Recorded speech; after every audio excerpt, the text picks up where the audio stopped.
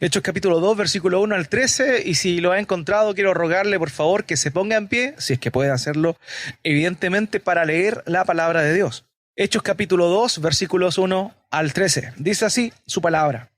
Cuando llegó el día de Pentecostés, estaban todos unánimes juntos, y de repente vino un estruendo como de un viento recio que soplaba, el cual llenó toda la casa donde estaban sentados. Y se les aparecieron lenguas repartidas como de fuego, asentándose sobre cada uno de ellos, y fueron llenos del Espíritu Santo, y comenzaron a hablar en otras lenguas según el Espíritu les daba que hablasen. Moraban entonces en Jerusalén judíos varones piadosos de todas las naciones bajo el cielo, y hecho este estruendo se juntó la multitud y estaban confusos porque cada uno les oía hablar en su propia lengua, y estaban atónitos y maravillados diciendo: mirad, ¿no son galileos todos estos que hablan? ¿Cómo pues le oímos nosotros hablar cada uno en nuestra lengua en la que hemos nacido? Partos, medos, elamitas, y los que habitamos en Mesopotamia, en Judea, en Capadocia, en el Ponto y en Asia, en Frigia y Panfilia, en Egipto y en las regiones de África más allá de Cirene, y romanos aquí residentes, tanto judíos como prosélitos, cretenses y árabes. Les oímos hablar en nuestra lengua las maravillas de Dios, y estaban todos atónitos y perplejos, diciéndose unos a otros: ¿qué quiere decir esto? Mas otros, burlándose, decían: están llenos de mosto. Me gustaría hacerle una pregunta a cada uno de ustedes, no es necesario que me la responda ahora, pero que de manera introspectiva pueda analizar en su corazón si es que durante los últimos 3 años que han pasado ha sentido alguno de los siguientes síntomas que voy a presentarles: sensación de nerviosismo, agitación o tensión, sensación de peligro inminente, pánico o catástrofe, aumento del ritmo cardíaco, la taquicardia, respiración acelerada, sudoración, temblores, sensación de debilidad o cansancio, problemas para concentrarse o para pensar en otra cosa que no sea el problema actual, tener problemas de sueño, padecer síntomas o algunos signos gastrointestinales, tener dificultad para controlar las preocupaciones. No sé si a alguno de ustedes les pasó esto, durante los últimos 3 años. Bueno, si usted sintió esto o siente esto, lo más probable es que usted esté sufriendo un episodio o algún cuadro de ansiedad. Sí, señores, ansiedad. Y esta es la enfermedad mental más común de hoy en día, que tristemente no es tan valorada como debería serlo, pero que tiene serias repercusiones que van mucho más allá de lo mental. Incluso se traducen en algo psicosomático. En oportunidades, estas enfermedades que provienen del pensamiento, de la preocupación, se empiezan a convertir en una cuestión que traspasa lo mental y llega a lo físico. Y nos daña, nos molesta, nos irrita de alguna manera y genera algunos de los síntomas que acabo de mencionar. Y esto, sobre todo, fue muy común en esta época que acabamos de pasar, de atravesar este periodo de pandemia, donde ciertamente la incertidumbre, donde también el miedo, el temor, ¿cierto? Algunas cosas nos ocasionaron este tipo de situaciones. No sabíamos qué iba a pasar, no sabíamos cuánto iba a durar, no sabíamos ciertamente qué tan riesgoso era para nosotros si es que contraíamos la enfermedad. Y bueno, sin duda todos estos factores fueron clave y nos afectaron durante el periodo que terminó hace un poco tiempo atrás. Sin duda, lo más difícil de experimentar o de vivir es cuando uno tiene o espera algo o no sabe a ciencia cierta qué es lo que va a suceder. La incertidumbre genera estas situaciones en nuestra mente, nos juega malas pasadas y provoca en oportunidades que tengamos este tipo de enfermedades mentales que trascienden mucho más allá de nuestros pensamientos, incluso al estorbarnos en nuestro diario vivir. Bueno, los primeros pasajes que acabamos de leer de estos versos, tienen que haberse dado, sin duda, en un ambiente de mucha ansiedad, de mucha incertidumbre, puesto que lo que estaba sucediendo era una brecha entre la promesa que el Señor Jesucristo había dado previo a su ascensión y justamente el cumplimiento de la promesa. Vemos que aquí había sin duda alguna ansiedad y expectativa en cuanto a lo que iba a acontecer. El sermón de esta mañana, hermanos, tiene por título La misión comienza, donde vamos a hablar de la misión del Espíritu Santo dentro de la misión. Pero también vamos a hablar de dos cosas que el Espíritu Santo hace en función a la misión. En primer lugar, el Espíritu Santo te enciende. Eso es lo primero que vemos nosotros aquí. El Espíritu Santo, amado, enciende tu vida, enciende tu corazón. Y en segundo lugar, lo que vamos a estar hablando esta mañana es que el Espíritu Santo te hace testigo. No testigo de Jehová, testigo. ¿Ok? El Espíritu Santo te hace testigo. No olvidemos el contexto en el cual nos encontramos. Hemos visto que el Señor Jesucristo se les apareció a los discípulos por un periodo aproximado de 40 días. No aproximado, de hecho 40 días se les estuvo apareciendo. Ellos estaban juntos, se les aparecía, les enseñaba acerca del reino. Y una de las cosas que les dijo antes de ascender y ser entronizado es que no se fueran de ahí, no se fueran de Jerusalén, sino que aguardaran la promesa que Él les había dado. Y esa promesa era el Espíritu Santo prometido, la pronta venida del Espíritu Santo. Ellos habían sido comisionados, ¿cierto? No olvidemos que pasajes como Mateo 28, del 19 en adelante, cuando le dice, id por todas las naciones a ser discípulos, bautícelos en el nombre del Padre y del Hijo y del Espíritu Santo, enseñándoles que guarden todas las cosas que yo les he mandado. Esa es la ordenanza que el Señor Jesucristo le dejó a sus discípulos y por extensión también a nosotros. Pero aparte de eso, bueno, Marcos registra cuando él les dice, vayan y prediquen el evangelio a toda creación, a toda criatura. Por tanto, la misión ya estaba clara. Ellos sabían lo que tenían que hacer, pero no podían salir así nomás. Tenían que aguardar algo, la promesa del Padre, dada por Cristo también, que era la venida del Espíritu Santo. Él les había dicho antes de ascender en Hechos capítulo 1, versículo 8, pero recibirán poder cuando el Espíritu Santo venga sobre ustedes y serán mis testigos en Jerusalén, en toda Judea y Samaria y hasta los confines de la tierra. Desde la ascensión ya habían pasado 10 días al evento que nos encontramos aquí, desde la ascensión. Y todavía no pasaba nada. Todavía el Espíritu Santo no venía. Y podemos un poco ponernos en las sandalias de estos discípulos que estaban expectantes ante lo que iba a ser la venida del Espíritu. Ellos habían estado compartiendo con el Señor aproximadamente 3 años y medio. Día y noche compartían con Él, le habían acompañado en su ministerio, habían sido comisionados por Él con el fin de ir y predicar el Evangelio. Iban de 2 en 2, en ciudad a ciudad, sobre todo en el área de Galilea, anunciando las virtudes de nuestro Señor Jesucristo, este mensaje de salvación, que el reino de los cielos había acercado. Ahora bien, ellos habían experimentado ciertas situaciones. Ellos habían sido usados por Dios para sanar enfermedades, habían sido usados por el Señor Jesucristo con el propósito de también hacer ciertas señales milagrosas, expulsar demonios, etcétera, un montón de cosas que ellos habían tenido la oportunidad de disfrutar, ¿cierto? La gracia del Señor, el poder del Espíritu Santo. Sin embargo, me imagino la expectativa que ellos tenían en cuanto a qué era lo que iba a suceder ahora. Si ellos ya habían vivido la misión de alguna forma parcial hasta ese momento, con la compañía del Espíritu, ¿cómo sería ahora tener el Espíritu Santo de una manera permanente en sus ministerios? Y eso sin duda generaba un poco de ansiedad en estos hombres. No olvidemos que Pedro, guiado por el Espíritu Santo, evidentemente, mirando la palabra de Dios, nota la necesidad de levantar o de ocupar el lugar que había dejado a disposición Judas luego de entregar al Señor y suicidarse.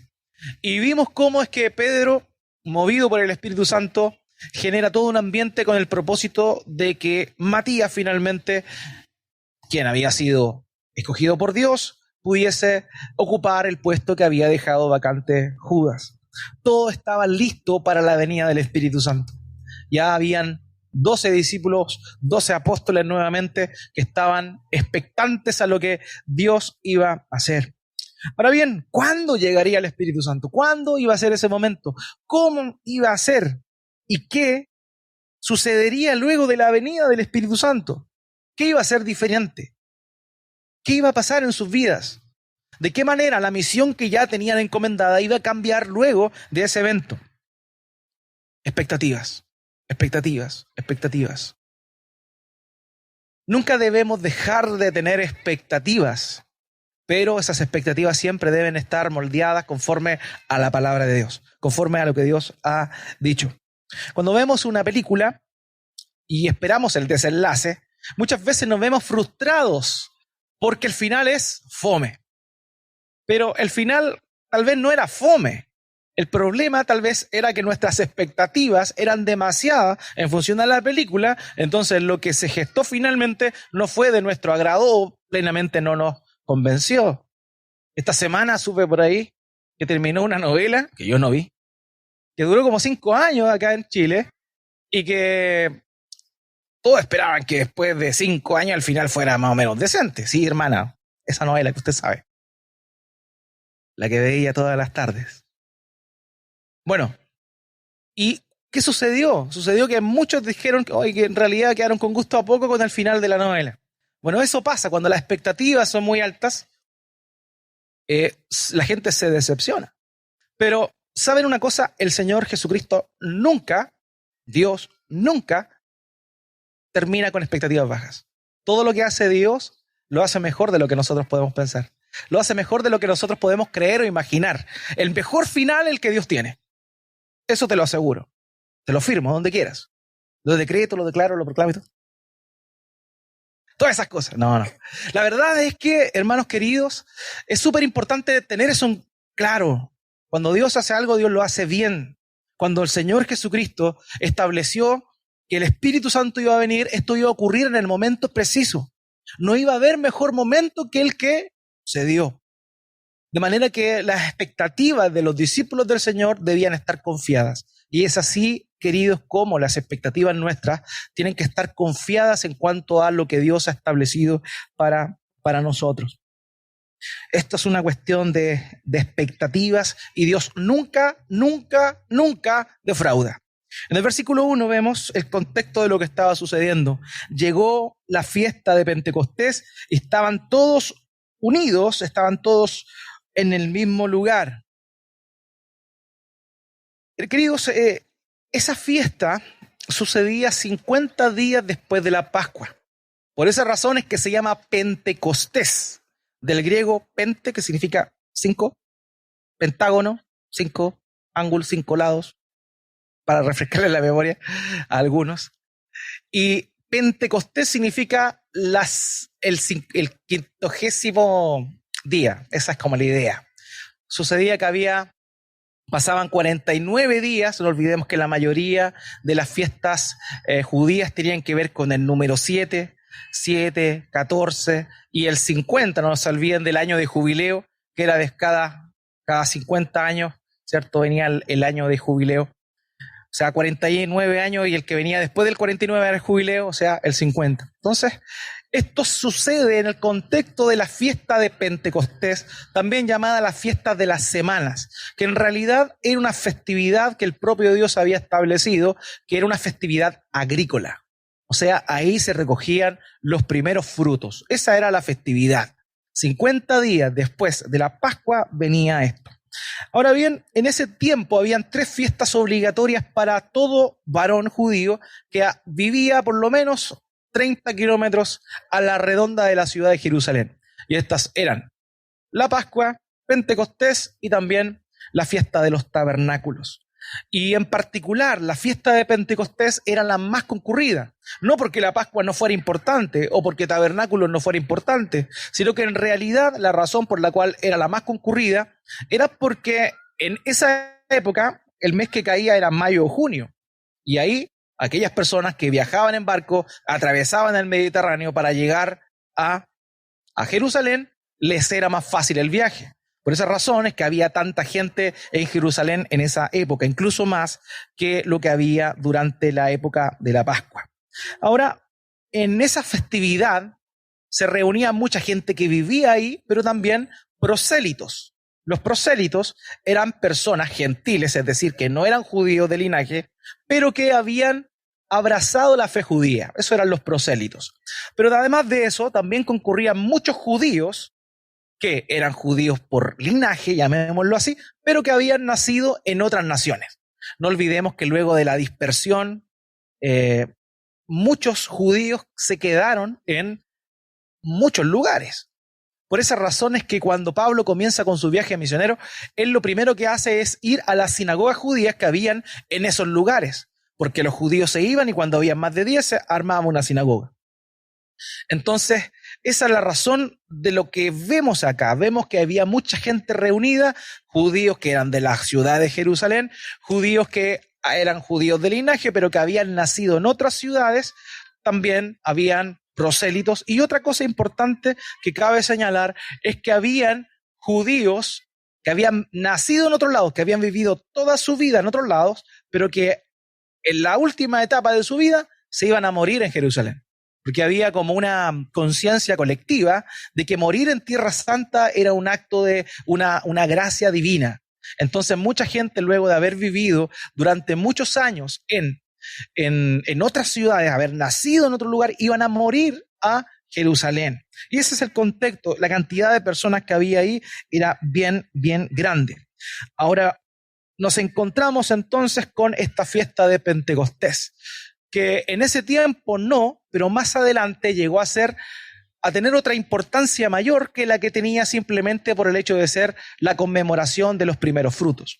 Y esto se debía a que la tradición rabínica señaló por cálculo, de una manera bastante arbitraria, hay que decirlo, que si los hebreos salieron de Egipto en la Pascua, más o menos 50 días después de salidos, Dios les entregó la ley. Entonces, más adelante en la historia judía, ellos aprovecharon la festividad de Pentecostés para recordar que Dios les había dado la ley. En ese tiempo no se celebraba de esa forma, pero sí es un dato relevante para que entendamos más el significado pleno que puede tener esta festividad. Así que de pronto, en el día 50, 10 días después que nuestro Señor Jesucristo había ascendido, en la fiesta de Pentecostés sucedió lo que tanto habían aguardado. Versículo 2. De repente vino del cielo un ruido como el de una ráfaga de viento impetuoso que llenó toda la casa donde estaban sentados. Vemos que los discípulos estaban juntos. Ellos entendieron que la promesa debían aguardarla juntos. Y esta expresión que aparece aquí unánime es la misma que leímos la semana pasada cuando hablamos de cómo estaban ellos en comunión cuando llegó justamente, o cuando Dios le dio a Pedro, o puso en su corazón el deseo de cumplir o de sellar el puesto vacante de Judas. Ellos estaban unánimes. Esa expresión va a ser muy común dentro del relato de los primeros capítulos del libro de los Hechos. ¿Por qué razón? Porque la unanimidad, tener el mismo pensamiento, tener la misma pasión, es algo que debe guiar siempre a la iglesia. Hermanos, siempre tiene que guiarnos la misma mente, pensar lo mismo en cuanto a nuestra necesidad de Dios, pero además de eso también tenemos que estar siempre con la misma pasión. Y por eso es tan importante reunirse, por eso es tan importante el culto del Día del Señor, porque es el momento donde compartimos, donde estamos juntos alabando al Señor y donde reunimos fuerzas para mantenernos encendidos. Ser unánime significa también tener la misma pasión. La misma pasión. Los que me conocen más saben que soy bueno para el asado. Saben que le pego algo a la parrilla, humildemente. Pero una de las cosas que cuando uno hace un asado se da cuenta es que cuando tú no haces el fuego, si alguna brasa se te quedó por allá, esa brasa se te va a apagar. Es lógico. Mientras cuando las brasas están juntas, todas se mantienen encendidas y generan una buena temperatura. Lo mismo sucede, hermanos queridos. Es tan importante el hecho de estar juntos, es tan importante la comunión, es tan relevante dar culto el día del Señor todos juntos, porque se genera este efecto sinérgico. Hermanos, sinergia no es una banda. Sinergia es que cuando dos cosas se unen, generan una mayor cohesión o generan un mejor resultado que cada una por sí sola. Eso significa sinergia. Significa 1 más 1 es igual 3. O sea, que se produce más.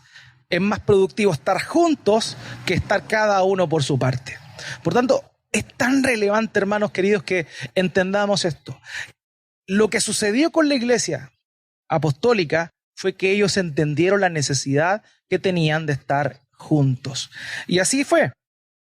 De acuerdo a los cálculos, está justo esta fiesta de Pentecostés, porque no siempre caía el mismo día. No olvidemos que ellos tenían un calendario lunar, a diferencia del nuestro. El nuestro solar, y sabemos que cada 4 años se le agrega un día. Pero en este caso ellos tenían un calendario lunar.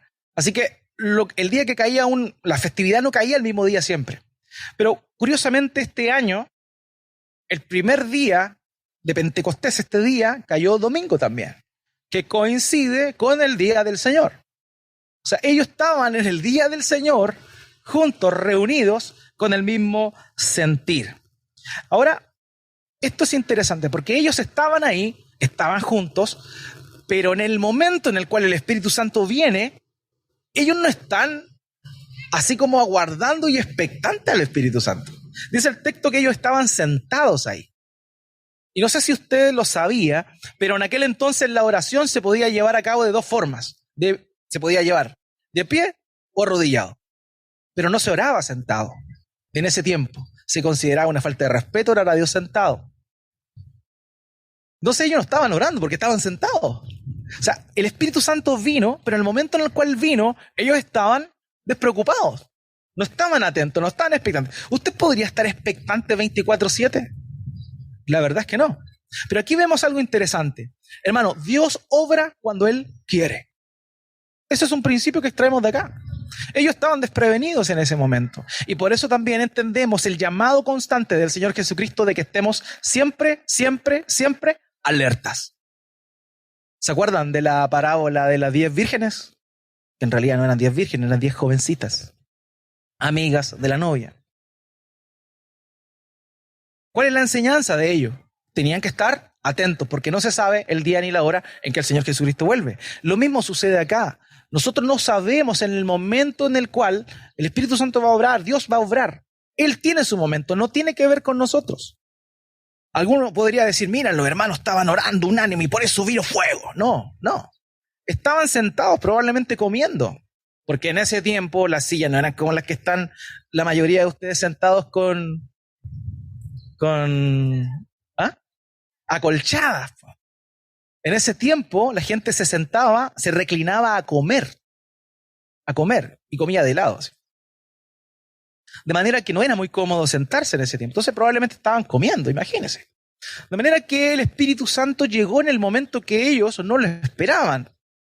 Hermanos, así obra Dios, en el momento en el cual uno no espera. Él tiene su momento. Él tiene el momento preciso, el detalle preciso de cuándo va a obrar, y nosotros simplemente tenemos que estar expectantes y dispuestos a lo que Dios va a hacer.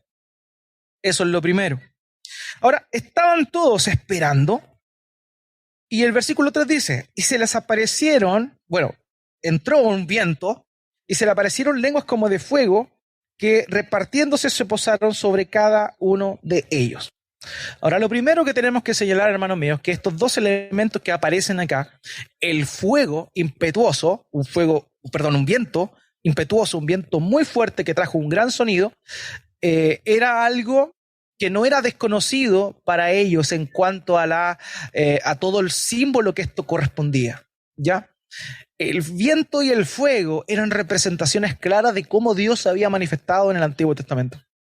No olvidemos cuando, por ejemplo, estaba Ezequiel en el Valle de la Visión y dice que lo lleva a un lugar donde habían muchos huesos que estaban podridos y secos ya, y Dios le dice que va a soplar su espíritu en esos huesos. La palabra espíritu es la misma que se emplea tanto en el hebreo como en el griego y que también se puede traducir como viento. Por tanto, esta expresión de viento es una clara alusión al actuar del Espíritu Santo. Por tanto, eso es lo que nosotros nos encontramos aquí. En Ezequiel 37, 4 al 7 dice: entonces me dijo, profetiza sobre esos huesos y dile, huesos secos, oigan la palabra del Señor. Así dice el Señor Dios a estos huesos: voy a hacer que en ustedes entre espíritu y vivirán. Entre espíritu y vivirán. ¿Y qué sucedió? Vino un viento y los huesos se unieron. Salieron tendones y esos huesos fueron vivificados. Por tanto, la figura del viento era una clara alusión a la obra del Espíritu Santo en el Antiguo Testamento. Cuando hablamos del fuego, también obviamente hablamos de la manifestación de Dios, de las famosas teofanías. En el monte, cuando Dios llama a Moisés, hay una manifestación de una zarza que arde en fuego, pero que no se consume.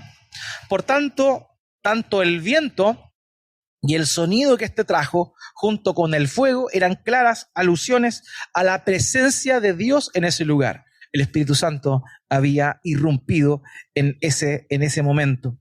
Viento y fuego. Así fue el cumplimiento de la promesa que el Señor Jesucristo había manifestado. Algo espectacular. Los discípulos habían vivido muchas cosas con el Señor.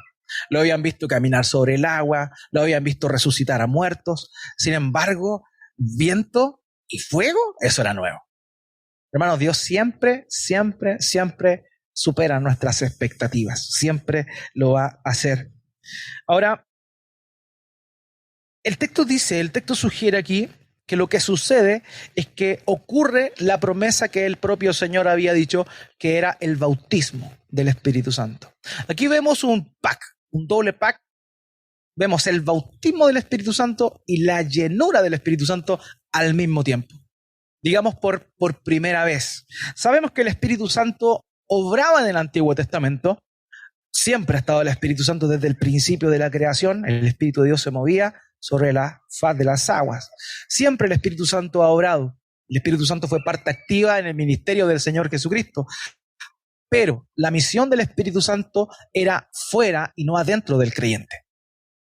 Entonces, cuando se llega este momento y viene el Espíritu Santo, lo que sucede es que el Espíritu Santo viene a morar ahora dentro de los creyentes. Eso es lo que sucede. En Juan 14, 17, el Señor Jesucristo dijo: el Espíritu de verdad, a quien el mundo no puede recibir porque no lo ve ni lo conoce, pero ustedes sí lo conocen porque mora con ustedes y estará en ustedes. ¿Se da cuenta? Estaba con ellos, pero a partir de este momento que llega ahora, la festividad de Pentecostés, ahora el Espíritu viene a morar en ellos. Y esa es la gran diferencia. A partir de ese momento, de esa primera visitación, llamémoslo así, toda persona que cree en Cristo es bautizada con el Espíritu Santo. Es decir, el Espíritu Santo viene a morar dentro de sí. No se trata de una segunda unción, una segunda gracia, no. Apenas tú crees de verdad, naciste de nuevo y respondes ante el llamamiento, se convierte en el llamamiento eficaz. A partir de ese momento, el Espíritu Santo viene a morar dentro de ti. Viene a morar dentro de ti y no se va más. No se va más. Y eso es tan necesario que lo comprendamos. Todos quienes creen en Cristo y se arrepienten de sus pecados vienen a ser habitados por el Espíritu Santo. Ahora bien, más allá de lo que ellos experimentaron, de esta obra sobrenatural, del viento estrondoso, estas lenguas de fuego sobre cada uno, no quiero ahondar tanto en eso, básicamente porque la forma en la cual Lucas escribe es con una figura literaria que se llama el símil. El símil es algo que es similar a. ¿Y cómo sabemos que es un símil? Porque dice cómo. Cada vez que usted lea en la Biblia que dice algo y dice esto es como esto otro, eso es un símil. O sea, es la semejanza en alguna característica particular de esa cosa, pero no está homologándolo con esa cosa. Es lo mismo cuando dice, por ejemplo, que en el bautismo del Señor vino el Espíritu Santo como una paloma. Y usted ve los pósters que venden en las librerías cristianas, Jesús saliendo del agua con una palomita arriba. Como una paloma. Es un como, no era una paloma, como paloma se posó sobre él. De manera que eso es, cuando vemos aquí que era un viento recio, viento fuerte, eso es claro, estrondoso, que generó algo, pero cuando dice que vinieron lenguas de fuego, como fuego, dice, eso es un símil. O sea, algo se manifestó sobrenatural que en ese momento los que lo vieron le dijeron a Lucas que parecían aquellas cosas. Ahora bien, lo más importante no es lo que ocurrió, sino cómo ellos quedaron. Hermanos, el texto dice acá que ellos quedaron llenos del Espíritu Santo. Y eso es lo que importa. El cómo fue momentáneo. No olvidemos lo que hemos mencionado. El libro de los Hechos, casi en su totalidad, es un libro descriptivo y no prescriptivo. Narra eventos, no norma eventos. O sea, no significa que cada vez que alguien cree en Cristo, recibe el Espíritu Santo, tiene que venir un viento fuerte y venir una lengua de fuego sobre su cabeza. No. Eso sucedió en aquel momento, bajo esa circunstancia, Dios dispuso que así fuera. Listo. Ahora, en tu caso, en el mío, puede que no se dé eso, y lo más normal es que no se vaya a dar. Lo que sí se va a dar es que el Espíritu Santo va a morar dentro de ti. Y eso no lo cambia nadie. El Espíritu Santo te sella, el Espíritu Santo viene a morar dentro de ti y comienza su trabajo contigo. Ahora, esto es algo nuevo. Eso sí que sí es bien importante. Cuando el Espíritu Santo viene a alguien, el Espíritu Santo te cambia. El Espíritu Santo hace algo sobrenatural en ti. Tal vez te va a despertar de tu letargo espiritual, de ese desinterés de las cosas de Dios. Y por eso es que el fuego es tan importante. El viento estrondoso lo que hizo fue despertarlo, imagínense. Estamos acá y de pronto viene una ráfaga de viento y nos mueve, nos despierta ahí la chelita no está hoy día, que se queda dormida siempre y que de pronto se despierta así. Y todos los que están durmiendo también se despiertan así. Y eso es lo que hace el Espíritu Santo. Te va a despertar, te va a mover, te va a cambiar, te va a sacar de tu status quo. Te va a sacar de ahí. No te va a dejar igual, no te va a dejar indiferente. Y otra cosa que hace, aparte de remecerte, es encenderte. Eso es lo que se refiere al fuego. Te enciende. El Espíritu Santo enciende. ¿Se acuerdan cuando de pronto el Señor Jesucristo se le aparece a estas personas que iban rumbo a Emaús, estos discípulos, y se le aparece el Señor, comienza a conversar con ellos, y ellos lo oyeron, Él les explicaba todo lo que estaba escrito de Él en los profetas Moisés y los Salmos. Y luego cuando el Señor se descubre y se va, ellos dicen, ¿no ardía nuestro corazón cuando hablábamos con Él? ¿Te diste cuenta de eso? Nuestro corazón ardía. Eso es lo que hace el Espíritu Santo. El Espíritu Santo hace algo en nosotros. Puede que visiblemente tú no veas un viento recio, un viento fuerte que nos sacuda. Puede que no veas una llama, una flama sobre tu cabeza. Pero sí, lo cierto es que te va a despertar, te va a mover y te va a encender. Eso sí o sí lo hace la obra del Espíritu Santo. Cuando el Espíritu Santo viene, hace algo nuevo. Algo que antes no habías experimentado. Por eso es que aquel que recibe el Espíritu Santo es una nueva criatura. Es una nueva creación. No puede seguir siendo igual que antes. Hay muchas personas que creen que son cristianas, pero nunca hubo un hito en sus vidas que mostrara que realmente el Espíritu Santo vino a habitar en ellos. Hay algunos que dicen, no, bueno, yo empecé a asistir a la iglesia y bueno, y aquí estoy. Por eso es que es tan importante que tú te des cuenta si realmente crees en Cristo o si eres de esas personas que cree. Porque hay una gran brecha ahí. Hay una gran brecha. El gran problema de la gente hoy en día en cuanto a su creencia en Dios, queridos, no es que sea ateo, de verdad. No es que sea ateo, es que tenga una visión de Dios distorsionada. Eso es mucho más peligroso. Es mucho más peligroso. Un Dios my way. Un Dios a mi manera. Eso es mucho más peligroso que aquel que dice que es ateo. Porque esas personas creen que están en comunión con Dios, pero tal vez no lo están. Y son justamente aquellas que se han acostumbrado de pronto a una vida de falsa espiritualidad. Tal vez van a la iglesia, tal vez escuchan una radio cristiana, tal vez de pronto escuchan o ven algún sermón por YouTube y creen que están súper bien con Dios, súper bien con Dios. Pero en realidad no ha habido un cambio en sus vidas. Cuando el Espíritu Santo viene, algo pasa. Te despierta, te mueve y te enciende. Por eso, una de las cosas que normalmente en el curso de membresía pido a los que lo están haciendo es que envíen un manuscrito, un audio contando su testimonio de cuando ellos se dieron cuenta que hubo un cambio en sus vidas. Porque eso es una evidencia de que han nacido de nuevo. Un cambio. Tiene que haber un punto de inflexión en tu vida. Si antes era de una manera y ahora sigue siendo igual, querido, querida, no han nacido de nuevo. Así de sencillo. Yo no estoy para engañarte, yo no estoy para decirte que igual Dios tiene misericordia. Sí, en su misericordia es que tal vez estás esta mañana o estás escuchando esto. Pero, querido, de verdad, lo mejor que te puede pasar es que seas confrontado con la verdad del Evangelio. Cuando el Espíritu Santo viene, el Espíritu Santo te hace nacer de nuevo y eso significa que algo pasa en ti. Algo comienza a pasar en ti, tal vez no de una manera brusca, tal vez no de la noche a la mañana en todo, pero sí hay cosas que Dios comienza a trabajar en ti y que empiezan a cambiar, sin duda alguna. Y eso es una muestra de que el Espíritu Santo está morando dentro de ti.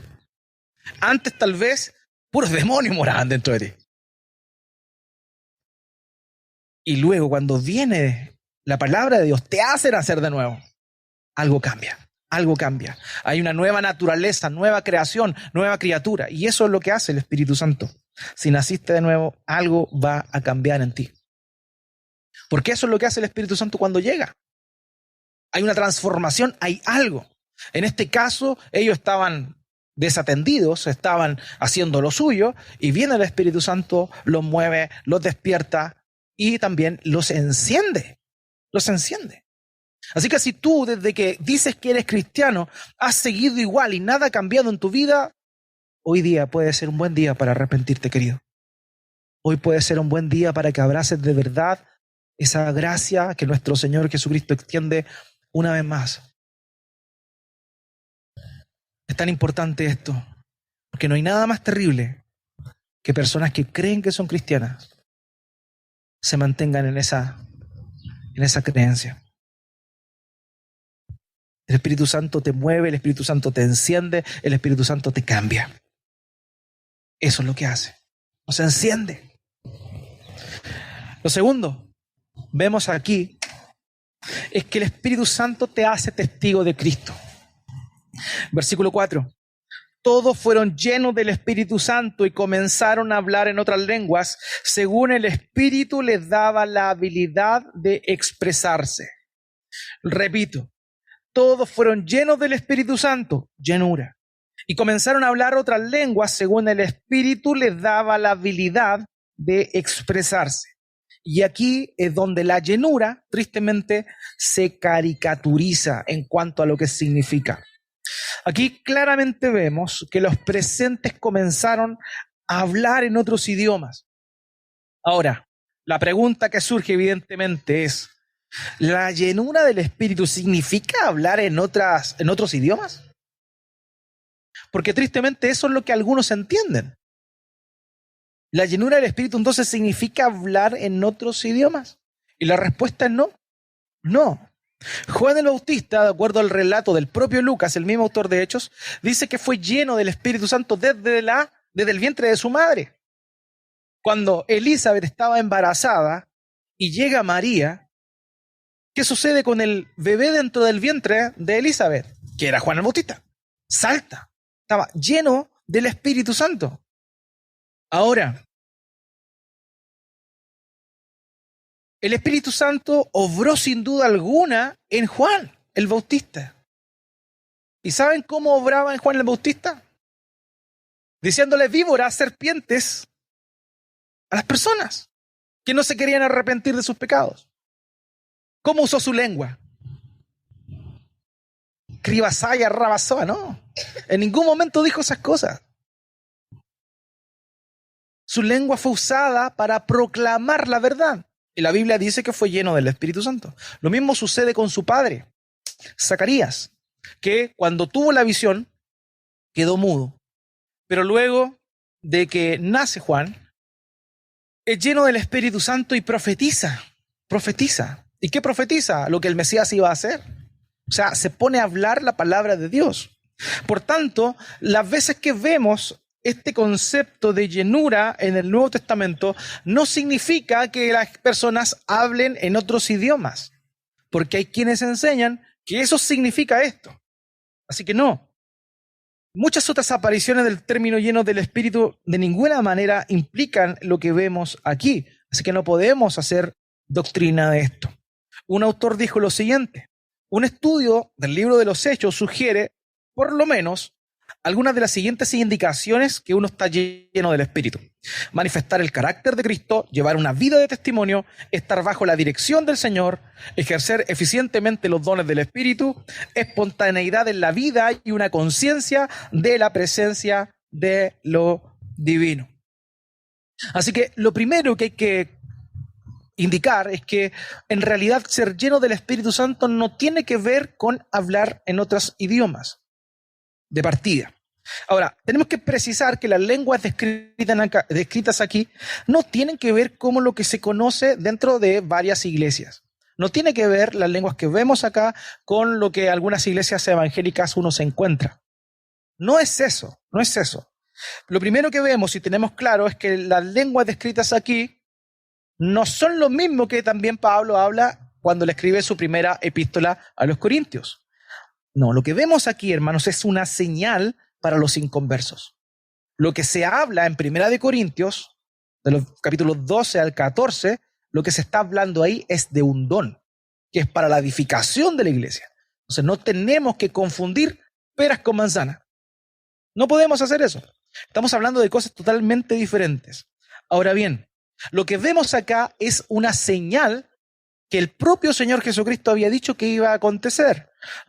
Marcos capítulo 16, versículo 17, el propio Señor Jesucristo lo dijo, y esto lo revisamos en la serie de Marcos: y estas señales acompañarán a los que han creído. En mi nombre echarán fuera demonios, hablarán en nuevas lenguas. Esa es una señal, y la señal es para los incrédulos, la señal es para los inconversos, el don es para los cristianos, es otra cosa.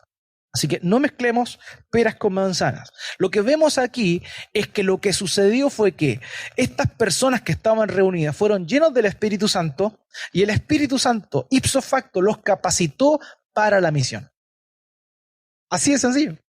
Lo que vemos acá es el Espíritu Santo capacitándolos para la misión. ¿Cuál era la misión? Esperen al Espíritu Santo y seréis testigos. ¿En dónde? En Jerusalén, Judea, Samaria y hasta lo último de la tierra. ¿Saben dónde estaban aquí? Jerusalén. La misión tenía que comenzar en Jerusalén. Y en esa fecha, en esa festividad, había gente de todo lugar que tenía por naturaleza judía, pero ellos venían de otros lugares. Hablaban otros idiomas. Y lo que sucedió ahí fue que el Espíritu Santo les capacitó ¿para qué? Para que hablaran la magnificencia de la obra de Dios y que estas personas que estuvieran ahí oyeran la gloria de Dios. Eso es lo que sucedió en ese momento. Ahí no vemos que cribas, rabas y esas cosas, no lo vemos ahí. Ahí hablaron ¿en qué idioma? Partos, medos, elamitas, todos lo oyeron, los oyeron hablar en sus idiomas, donde ellos nacieron. O sea, son idiomas reales, existentes. Eso fue lo que sucedió acá. eran idiomas que se podían entender y el Espíritu Santo le daba a aquellos lo que debían decir. Hermanos, eso es lo que ocurrió acá. Eso es lo que sucedió. Al ocurrir el estruendo, dice el versículo 6, la multitud se juntó y estaban desconcertados, porque cada uno oía hablar en su propia lengua. Estaban asombrados y se maravillaban diciendo, miren, ¿no son galileos todos los que están hablando? Así que teniendo claro que se está refiriendo a los idiomas de las personas que estaban presentes, lo que nos debe llamar la atención aquí es por qué razón sucedió eso en ese momento, cuál era el motivo de lo que estaba pasando. Y la razón es sencilla, se estaba cumpliendo la promesa de que ellos serían usados para la misión. Y ahí mismo comenzaba la misión. No tenían que esperar otro día, no, ahí mismo recibieron el Espíritu Santo, fueron llenos del Espíritu Santo y comenzaron a hablar de las maravillas de Dios y la gente que estaba alrededor empezó a oír el testimonio de la obra de Dios y el mensaje del Evangelio en su propio idioma. En su propio idioma. O sea, los capacitó inmediatamente para la misión. Y aquí está el punto, hermanos. Dice el versículo 7, estaban asombrados y se maravillaban diciendo, miren, ¿no son galileos estos que están hablando? Los galileos la Galilea era una zona, ¿cierto?, de aquella de la Israel antigua, que era bastante mirada en menos, de verdad, era bien mirada en menos, porque ahí vivía un grupo de personas que básicamente se dedicaban a la pesca, que básicamente se dedicaban a la agricultura. No habían personas prominentes en Galilea. Entonces, lo que a ellos les llamó la atención fue, ¿ustedes no son galileos? ¿Cómo saben hablar en el idioma de los partos, de los medos, de los elamitas? ¿Cómo saben eso? Lo que a ellos les llamó la atención era cómo gente ignorante era capaz de hablar eso en su propio idioma. Eso es lo que le llamó la atención. Eso es, hermanos. Dios usó ese momento preciso, el Espíritu Santo obró en ese momento para que ellos fueran utilizados inmediatamente para la misión y que esas personas que estaban reunidas ahí, que eran de muchos lugares, se resumen básicamente 3 continentes, Europa, Asia y África. Habían representantes ahí.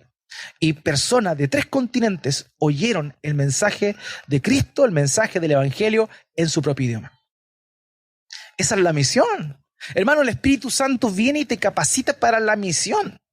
Eso es la obra del Espíritu Santo. Primero, te llena, te enciende, te prende, te da dirección. Y en segundo lugar, te capacita para la misión. Sí, tú, que tal vez eres ignorante en muchas cosas, que tal vez no tienes la capacidad de hablar fluido, que tal vez te cuesta, eres tímido. Bueno, Dios se va a glorificar en tu vida usándote para la misión. Porque eso es lo que hace el Espíritu Santo. El Espíritu Santo se glorifica utilizando gente que no tiene capacidades para que Él se lleve la gloria. Aquí, ¿cuántos Galileos hay? Estamos llenos de Galileos, que no somos capaces, que no tenemos las herramientas tal vez, pero sí tenemos lo más importante, que es el Espíritu Santo morando dentro de nosotros, que nos capacita para la misión. Hermanos, somos capacitados para eso. No para temblar en el suelo, no para caernos de espaldas, no para tiritar, no para reírnos toda la noche. No, somos capacitados para proclamar el Evangelio. Dios nos da esa capacidad. No es nuestra, Él la da. Para que podamos testificar de sus maravillas, de sus obras magníficas, de sus proezas. Porque eso es lo que hablaban. No hablaba como esta señora colombiana, ¿cierto? Que se ha hecho famosa la última semana. Que no sé qué se fuma, la verdad. Que habla el idioma de los extraterrestres. No. Dios te capacita. No para hablar sandeces. No para hablar burradas. Dios te capacita para que, como dice el versículo 11, cretenses y árabes, los oímos hablar en nuestros propios idiomas las maravillas de Dios. Querido, el Espíritu Santo te capacita para que hables las maravillas de Dios. Esa es su obra, ese es su propósito. Para eso te llena, para despertarte, para avivarte, para encenderte, para mantenerte así y para que seas usado, para que anuncies las maravillas de Dios. Lo sobrenatural aquí era cómo Dios los capacitó a ellos, simples galileos, para la misión a las naciones. Ahí empezaba todo. Ese era Jerusalén, venía Judea, Samaria y hasta lo último de la tierra. Esa es nuestra misión, amados. Y el Espíritu Santo mora dentro de nosotros para capacitarnos a eso. Juan Crisóstomo, un padre de la iglesia, comenta lo siguiente al respecto. Dice: había llegado el momento de poner en funcionamiento la hoz de la palabra, porque ahora, igual que la hoz de aguzado filo, llegaba el Espíritu. Así es, llegaba el Espíritu. Alguien dijo: es muy probable la propuesta de que Lucas haya actualizado a nuestro. Una cosa importante que quería mencionar. Adelante, disculpe. Lo que vemos ahí, esa tabla de naciones que él habla, es muy similar a la tabla de naciones que aparece descrita en Génesis capítulo 10. En Génesis capítulo 10 habla de la descendencia de Adán luego de lo que sucedió en el diluvio. Y ahí da una tabla, lo que se conoce como la tabla de las naciones. Bueno, lo que hace de alguna manera aquí Lucas es referirse a esa tabla de las naciones.